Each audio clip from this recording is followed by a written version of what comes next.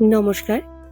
আমার কাছে দূরে দেশে বিদেশে ছড়িয়ে থাকা সকল শ্রোতা বন্ধুকে অনেক অনেক স্বাগত জানাই audio story with Moumita YouTube চ্যানেলে। আজ এই চ্যানেলে আপনাদের পড়ে শোনাব বিখ্যাত সাহিত্যিক হুমায়ুন আহমেদের লেখা খুব চমৎকার একটি প্রেমের গল্প, মন ছোঁয়া গল্প। গল্পের নাম একটি নীল বোতাম। গল্প শুরুর আগে আমার পুরনো কথাগুলি আরও একবার খুব সংক্ষেপে বলে নিচ্ছি। এই চ্যানেলে যারা আমার গল্প পাঠটি শুনছেন তাদের কাছে অনুরোধ, যদি আমার পাঠ এবং পরিবেশনা আপনাদের ভালো লাগে, যদি গল্পটি ভালো লাগে, একটি লাইক করবেন এবং গল্পটিকে আপনাদের প্রিয়জনের মধ্যে শেয়ার করে দেবেন। আর এখনো যারা চ্যানেলটি সাবস্ক্রাইব করেননি, যারা নতুন শুনছেন, তারা অবশ্যই চ্যানেলটি সাবস্ক্রাইব করে আমার সাথে থেকে নিয়মিত শুনতে থাকুন নতুন নতুন বাংলা গল্প।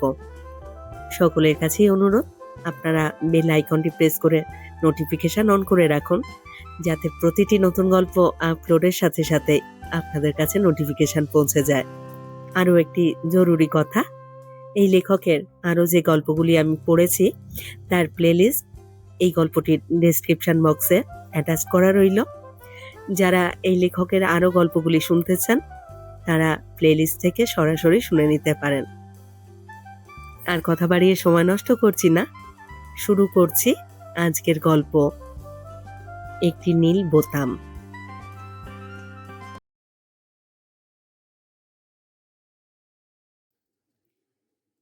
বারান্দায় এশার বাবা বসেছিলেন, হাঁটু পর্যন্ত তোলা লুঙ্গি, গায়ে নীল রঙের গেঞ্জি। এই জিনিস কোথায় পাওয়া যায় কে জানে, কি সুন্দর মানিয়েছে তাকে। ভদ্রলোকের গায়ের রং ধবধবে সাদা, আকাশি রঙের গেঞ্জিতে তার গায়ের রং ফুটে বেরুচ্ছে। হ্যাঁ, সব মিলিয়ে সুখী সুখী একটা ছবি। নীল রংটাই বোধহয় সুখের, কিংবা কে জানে ভদ্রলোকের চেহারাটাই বোধহয় সুখী সুখী। কালো রঙের গেঞ্জিতেও তাকে হয়তো সুখী দেখাবে। তিনি আমাকে দেখতে পাননি, আমি ইচ্ছা করে এতে একটু শব্দ করলাম। তিনি আমাকে দেখলেন, সুন্দর করে হাসলেন, মহড়ার গলায় বললেন, আরে রঞ্জু, তুমি?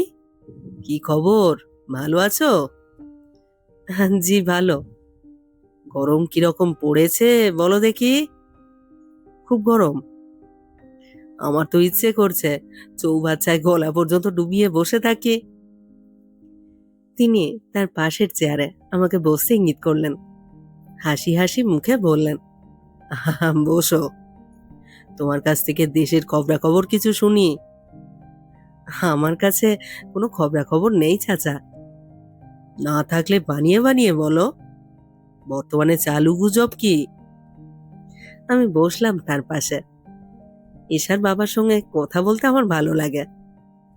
মাঝে মাঝে এই বাড়িতে এসে শুনি এশার নেই, মামার বাড়ি গেছে, রাতেও ফিরবে না। তার মামার বাড়ি ধানমন্ডিতে, প্রায়ই সে সেখানে যায়। আমার খানিকটা মন খারাপ হয়, কিন্তু এশার বাবার সঙ্গে কথা বললে আমার মন খারাপ ভাবটা কেটে যায়। এই যে এখন বসলাম ওনার পাশে, এখন যদি শুনি এসব বাসায় নেই, মামার বাড়ি গিয়েছে, আমার খুব খারাপ লাগবে না। তারপর রঞ্জু, নতুন কোনো গুজবের কথা তাহলে জানো না? জি না।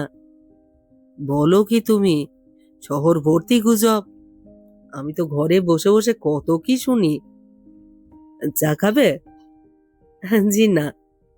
খাও খাও, এক কাপ খাও, তোমার সঙ্গে আমিও খাবো। তুমি আরাম করে বসো, আমি চায়ের কথা বলে আসি।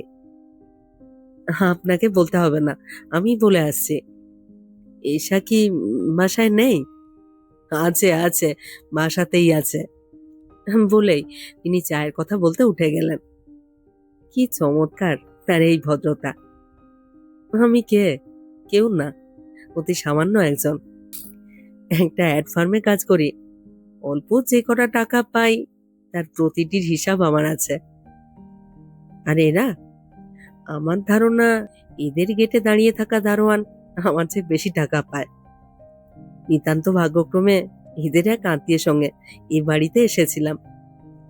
প্রথম দিনে এসের কি সহজ সুন্দর ব্যবহার। যেন সে অনেক দিন থেকেই আমাকে চেনে। সেদিন কেমন হাসি মুখে বললে, আপনি তো বেশ লম্বা, আসুন একটা কাজ করে দিন, চেয়ারে দাঁড়ান, দাঁড়িয়ে খুব উঁচুতে একটা পেরেক লাগিয়ে দিন। আমি বললাম, হ্যাঁ, তো উঁচুতে পেরেক দিয়ে কি করবেন? আজ বলবো না, আরেকদিন এসে দেখে যাবেন। দ্বিতীয়বার এই বাড়িতে আসার কি চমৎকার অজুহাত তৈরি হলো, অথচ অজুহাতের কোনো প্রয়োজন ছিল না। এদের বাড়ি দুয়ার খোলা বাড়ি, যে কেউ যে কোনো সময় আসতে পারে, কোনো বাধা নেই। অথচ মনে আছে দ্বিতীয়বার কত ভয়ে ভয়ে এসেছি।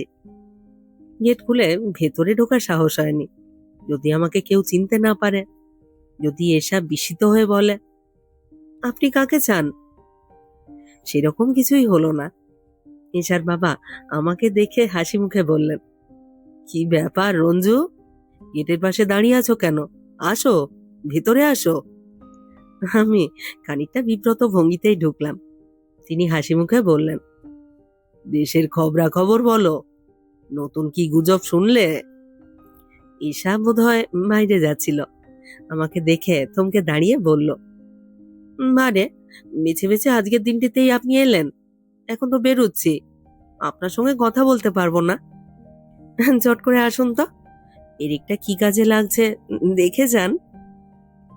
আমি তসত করছি, ঈশার বাবার সামনে থেকে উঠে যাব, উনি কি মনে করবেন কে জানে। উনি কিছুই মনে করলেন না, সুখী সুখী গলায় বললেন, যাও যাও, দেখে আসো, জিনিসটা ইন্টারেস্টিং। পেরেক থেকে হলুদ দড়ির মতো একটা জিনিস মেঝে পর্যন্ত নেমে এসেছে। ঈশা বাতি নিভিয়ে একটা সুইচ টিপতেই অদ্ভুত ব্যাপার হলো, হলুদ দড়ি আলোয় ঝিকমিক করতে লাগলো। সেই আলো স্থির নয়, যেন গড়িয়ে গড়িয়ে নিচে নামছে। আলোর ঝর্ণা। অপূর্ব। কি অবাক হয়েছেন তো? হ্যাঁ, হয়েছি। এরকম অদ্ভুত জিনিস এর আগে কখনো দেখেছেন? জি না। আমার বড় বোন পাঠিয়েছেন, নেদারল্যান্ডে থাকেন যিনি, তিনি। এখন যান, বসে বসে বাবার গল্প শুনুন। আচ্ছা, বাবা কি আপনাকে তার কচ্ছপের গল্পটা বলেছে? জি না। তাহলে হয়তো আজ বলবে। বাবার গল্প বলার একটা প্যাটার্ন আছে, কোনটির পর কোন গল্প আসবে আমি সব জানি। এসা হাসলো, কি সুন্দর হাসি। আমি দীর্ঘ নিঃশ্বাস ফেললাম।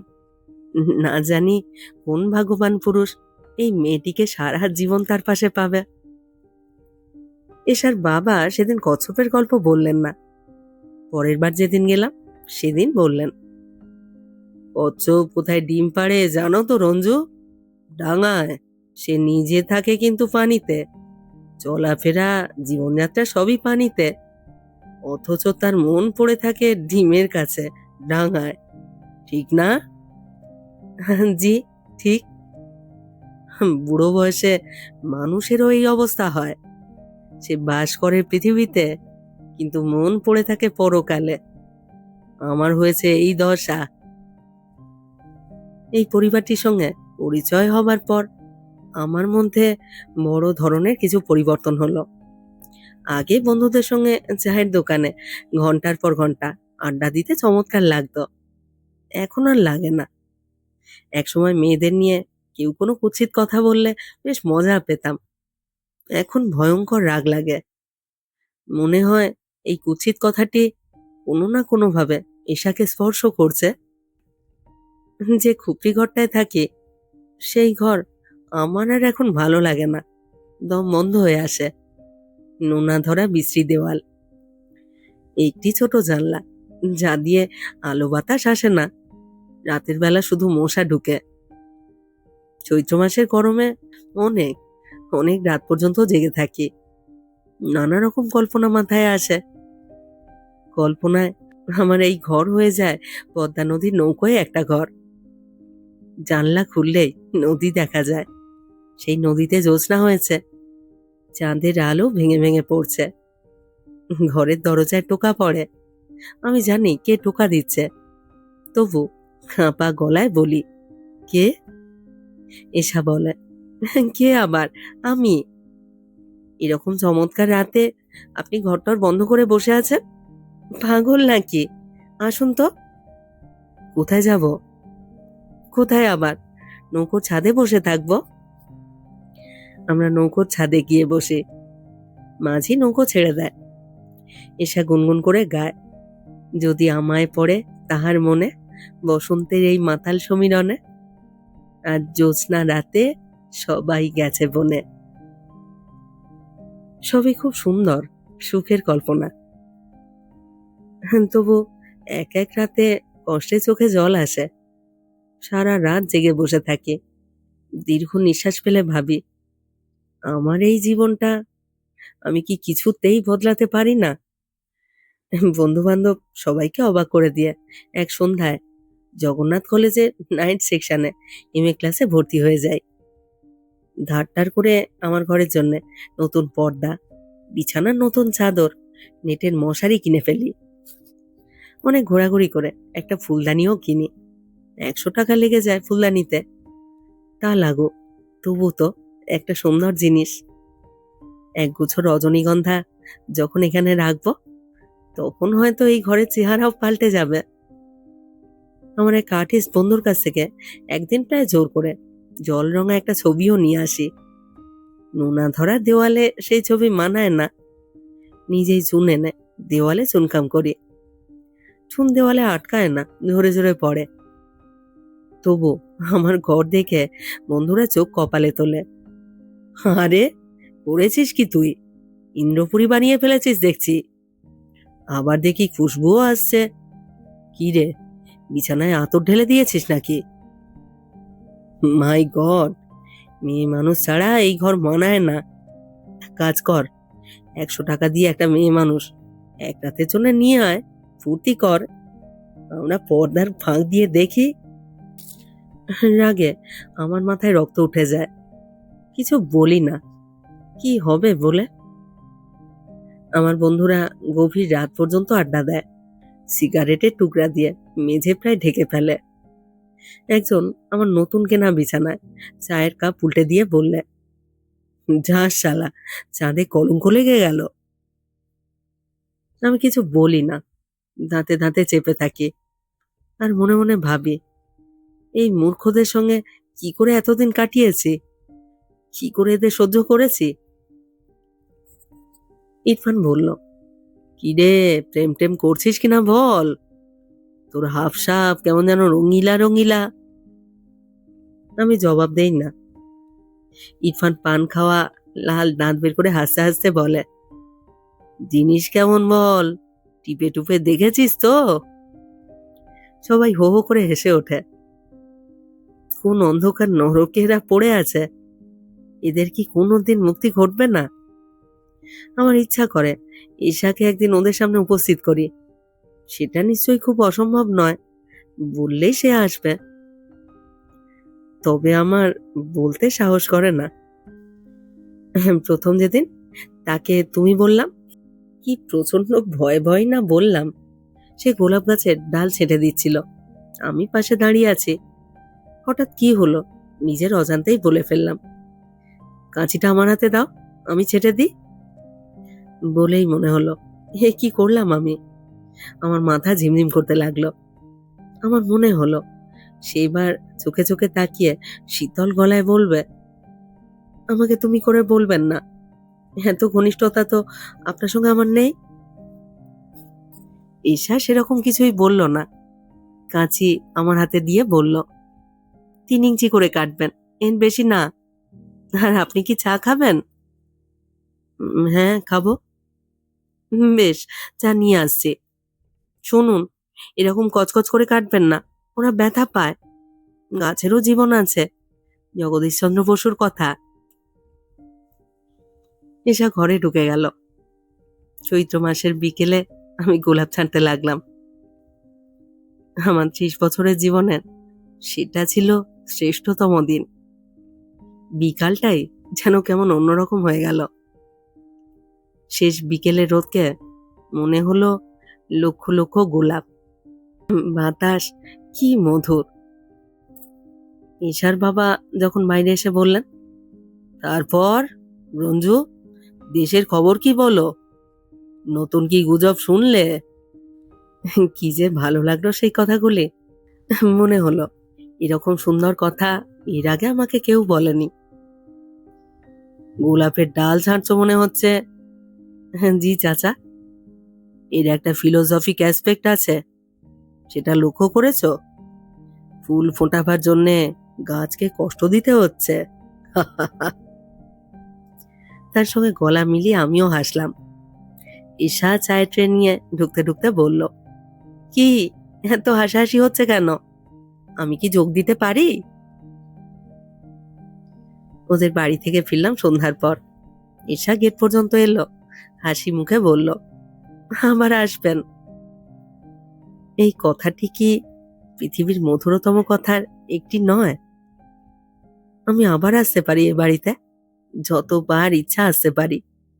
আমাকে কোনো অজুহাত তৈরি করতে হবে না। তবুও ছোটখাটো কিছু অজুহাত আমি তৈরি করেই রাখি। যেমন একবার আমার একটা হ্যান্ডব্যাগ ফেলে এলাম, যাতে পরদিন গিয়ে বলতে পারি জরুরি কিছু কাগজপত্র ছিল। যাক, পাওয়া গেল।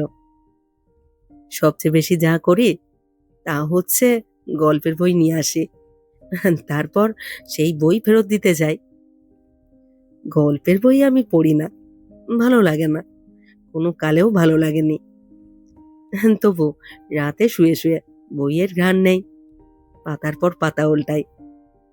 ঈশার স্পর্শ এই বইগুলির পাতায় পাতায় লেগে আছে, ভাবতেই আমার রোমাঞ্চ বোধ হয়, গা শিরশির করে ওঠে, গভীর আনন্দে চোখ ভিজে যায়। বই উল্টাতে উল্টাতে এক রাতে অদ্ভুত এক কাণ্ড হলো। টুক করে বইয়ের ভেতর থেকে কি যেন পড়লো।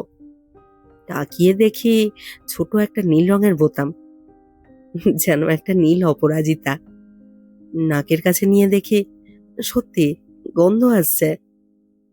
আমি গভীর মমতায় বোতামটা বালিশের নিচে রেখে দিলাম। সারা রাত ঘুম হলো না, কি বলি মনে হলো একদিন না একদিন নেশা আসবে বাড়িতে।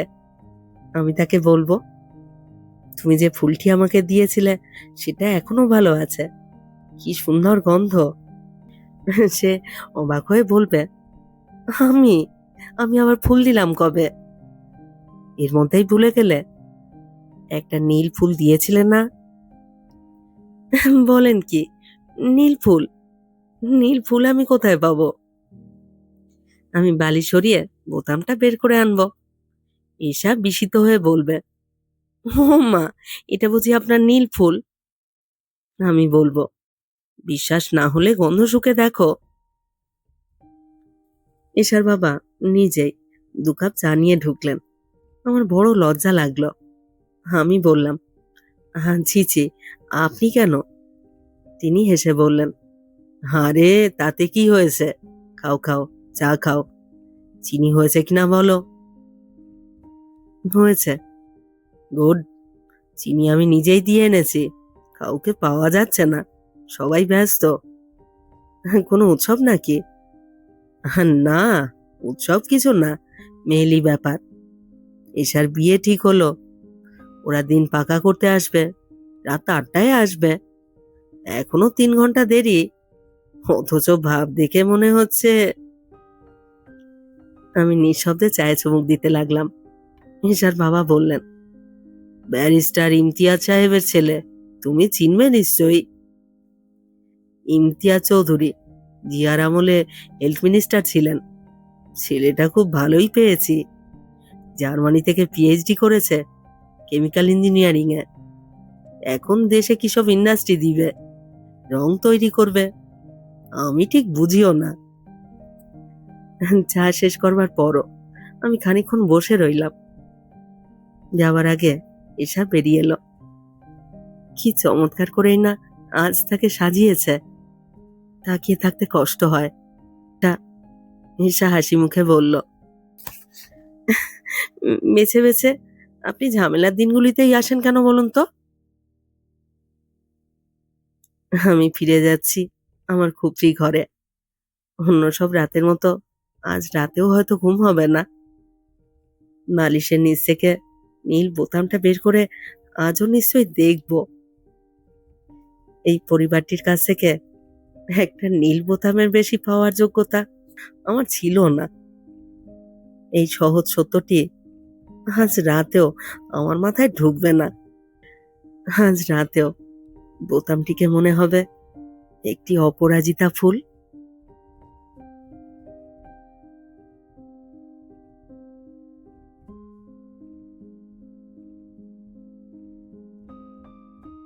শেষ হলো আজকের গল্প।